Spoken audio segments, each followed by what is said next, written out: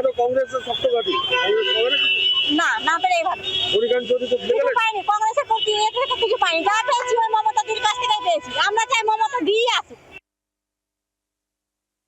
দুর্গাপুর বিধানসভা কেন্দ্রে 100% টিএমসি, যেটা হচ্ছে সাবিনা ইয়াসমিন এবার দাঁড়িয়েছে। এর আগে ছিল আব্দুল গনি জজ সাহেব, এবারে সাবিনা ইয়াসমিন দাঁড়িয়েছে। উনি 100% জয়ী হবে। কংগ্রেস জিতবে, কোনি খান। এখানে কংগ্রেসের হাওয়া ভালো, এখানে কংগ্রেসের হাওয়া ভালো। তৃণমূল পাবে না? তৃণমূল আর কোনো চান্স নাই, কংগ্রেস জিতবে। এসআইয়ের কোনো ফল হবে?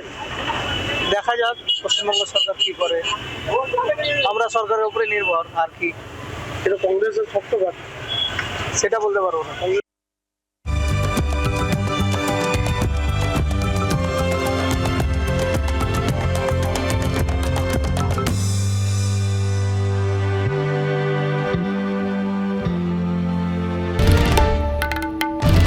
বাংলার আওয়াজ, বাঙালির আবেগ, জি 24 ঘন্টা।